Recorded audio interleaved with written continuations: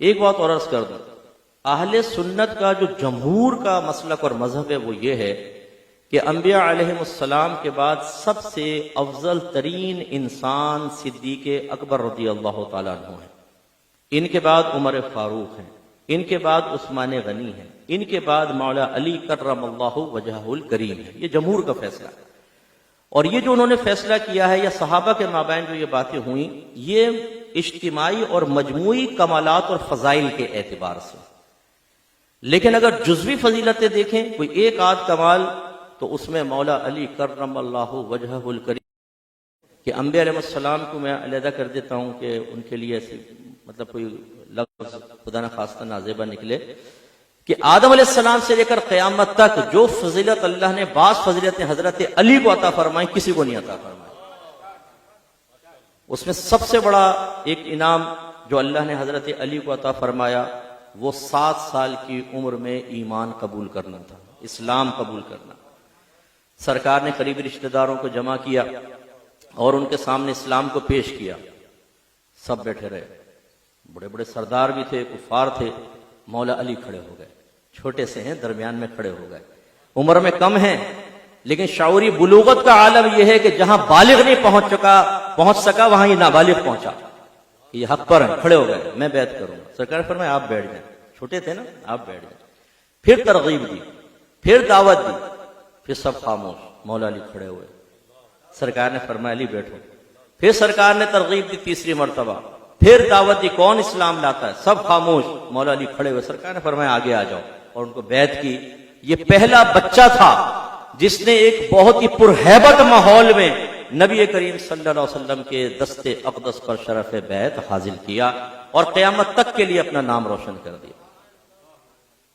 دوسری بڑی برکت اور فضیلت آپ کو وہ ملی کہ رحمت کونین صلی اللہ علیہ وسلم جب ہجرت فرمانے لگے تو اب کسی ایک کو وہاں پر چھوڑنا تھا جو آپ کی امانتیں، جو لوگوں کی امانتیں تھیں آپ کے پاس، وہ لوگوں تک پہنچائے۔ انتخاب کس کا ہوا؟ حضرت علی کرم اللہ وجہہ الکریم کا۔ سرکار نے فرمایا علی آپ ہمارے بستر پہ لیٹیں آج، کیونکہ سرکار جانتے ہیں، یہ بھی یاد رکھیں، سرکار جانتے تھے کہ کیا ہونے والا ہے، کیونکہ کفار نے دارالندوہ میں پہلی میٹنگ کی تھی کہ اگر ایک آدھ آدمی ان کو شہید کرے گا نا تو ان کے قبیلے والے چھوڑیں گے نہیں، ہر قبیلے سے ایک آدمی کا انتخاب کرو، صبح جب نبی کریم باہر تشریف لائے تو ایک ساتھ حملہ کرو، ان کے قبیلے والے کس کس سے انتقام لیں گے۔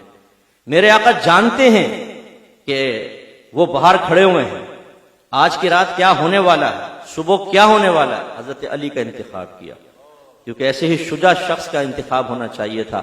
اور سرکار نے فرمایا علی یہ امانتیں صبح لوگوں کو دے دینا۔ حضرت علی کہتے ہیں کہ جو رات سوتا تھا موت کے خوف کی وجہ سے کئی دفعہ آنکھ کھلتی تھی، لیکن اس رات جب میں بستر پر سویا ہوں تو اتنی گہری نیند مجھے کبھی زندگی میں نہیں آئی، اس لیے کہ مجھے یقین تھا، نبی کریم نے فرمایا تھا علی صبح یہ امانتیں لوگوں کے حوالے کر دینا، تو مجھے یقین تھا میں صبح تک ضرور زندہ رہوں گا اور یہ امانتیں لوگوں تک پہنچاؤں گا۔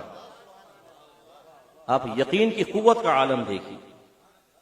ہم شرعی مسئلے سنتے ہیں کہ حلال کماؤ، حرام سے بچو، گناہ سے بچو گے اللہ عزت دے گا، ترقیاں دے گا، ہم شک میں پڑ جاتے ہیں، یار پتہ نہیں آج کے دور میں ایسا ہوگا نہیں ہوگا، بولتے یار مولویوں کی باتیں ہیں یہ آج کل ایسا نہیں ہوتا، حلال میں کس کا گزارا ہو سکتا۔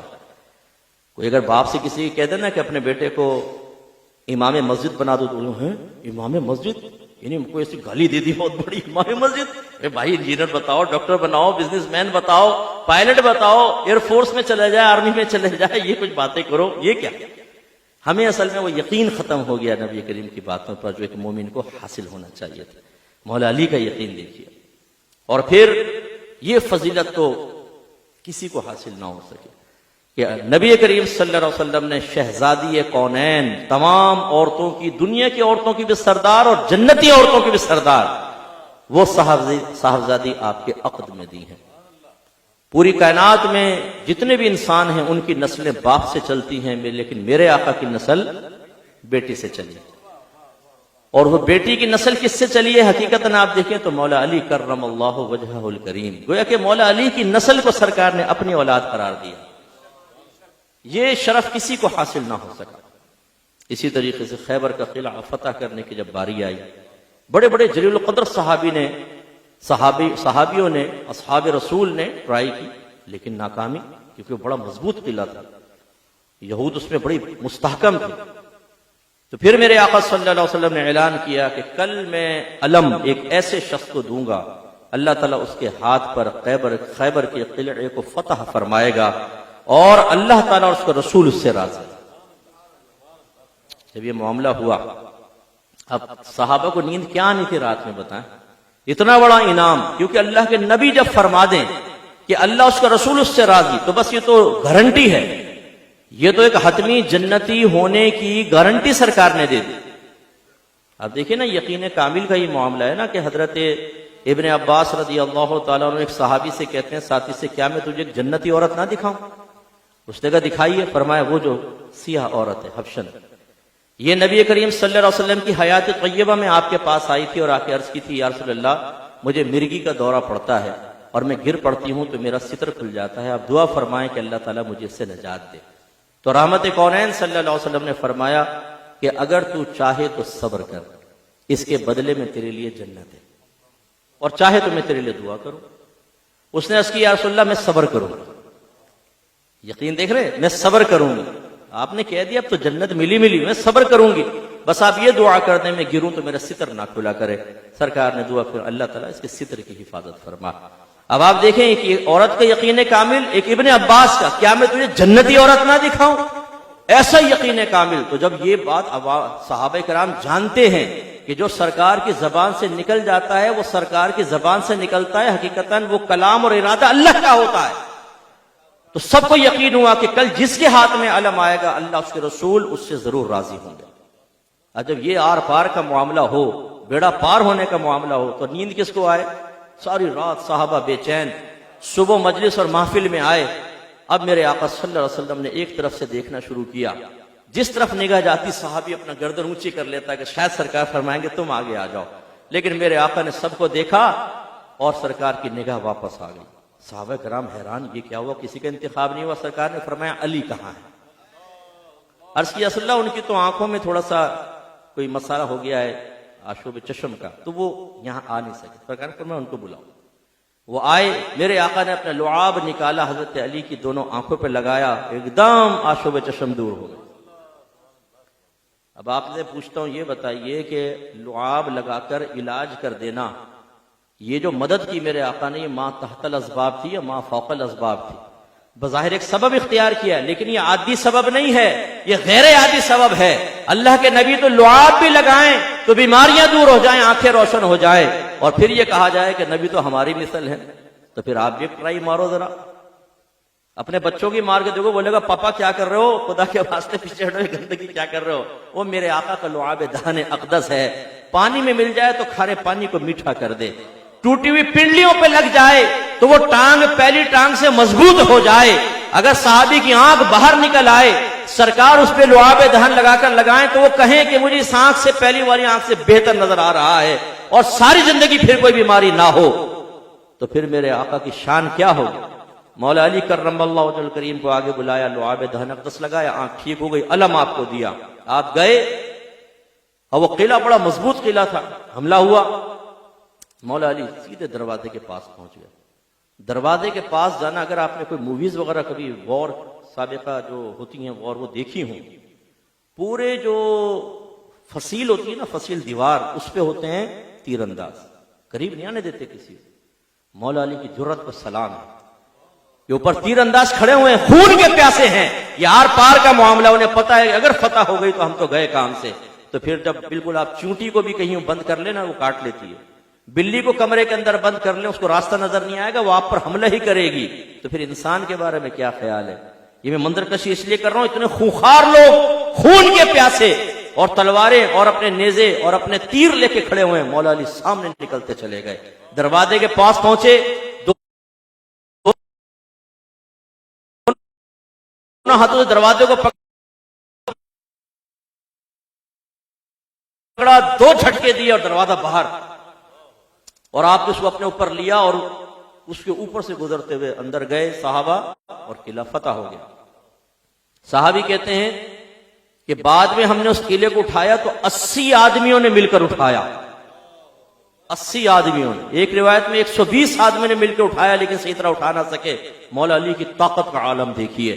اور میں کہتا ہوں یہ انسانی طاقت نہیں تھی، سرکار نے جو لعاب دہن اقدس لگایا اس نے نہ صرف آنکھ کو ٹھیک کیا بلکہ میرے آقا نے ان کو روحانی طاقت بھی عطا فرما دی۔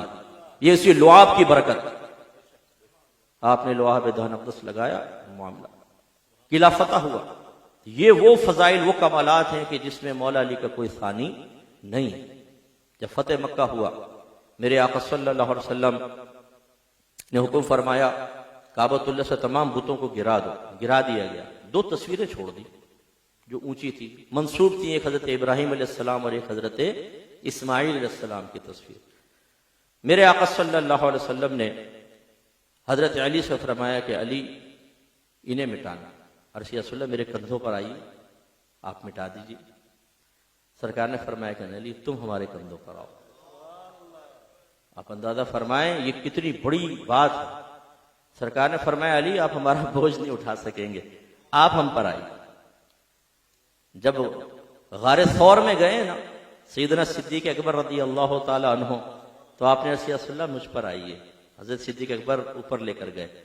یہاں میرے آقا صلی اللہ علیہ وسلم مولا علی سے فرما رہے ہیں کہ آپ اوپر آئیے اور انہیں مٹائیے۔ مولا علی اوپر تشریف لائے، ایک روایت میں موجود ہے جب اوپر آئے میرے آقا نے فرمایا علی کیا دیکھتے ہو؟ عرض کیا رسول اللہ اوپر دیکھتا ہوں تو 7 آسمان منکشف ہیں اور نیچے دیکھتا ہوں تو 7 زمینوں کی چیزیں مجھے نظر آ رہی ہیں۔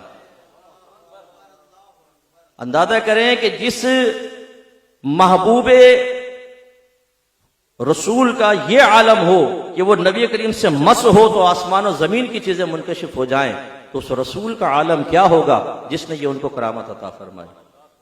اس لیے ہم مسلمانوں کا عقیدہ ہے کہ یہاں سے پکاریں وہاں وہ سنیں، کانے لالے کرامت پہ لاکھوں سلام۔ مانگیں گے مانگے جائیں گے، منہ مانگی پائیں گے، سرکار میں نہ لا ہے نہ حاجت اگر کی ہے، منگتا کا ہاتھ اٹھتے ہی داتا کی دین تھی، دوری قبول و عرض میں بس ہاتھ بھر کی ہے۔ میرے آقا صلی اللہ علیہ وسلم کی شان بڑی ہے اور وہ مولا علی کرم اللہ وجہہ الکریم کو سرکار نے عطا فرمایا۔ مشہور روایت من کنت مولا فعلی مولا، جس کا میں مولا ہوں علی بھی اس کا مولا ہے۔ لفظ مولا ایک مشترک لفظ ہے جو کئی معنی کے لیے استعمال ہوتا ہے۔ یہ آزاد کرنے والے آقا کے لیے بھی ہوتا ہے، جس کو آزاد کیا گیا اس غلام کو بھی مولا کہتے ہیں، مولا کے مولا کو بھی مولا کہتے ہیں، اور مولا کے مولا کو اوپر چلے جائیں تب بھی مولا کہتے ہیں مددگار کو، مولا کہتے ہیں محبت رکھنے والے کو، مولا کہتے ہیں مضبوط انسان کو، بہت سارے اس کے معانی ہیں۔ لہذا سرکار نے ارشاد فرمایا علی جس کا میں مولا ہوں آپ بھی اس کو مولا ہیں، گویا کہ جس کا میں مددگار آپ بھی اس کے مددگار، جس کا میں آقا آپ بھی اس کے آقا۔ یہ بڑی شان ہے مولا علی رضی اللہ تعالی عنہ کی۔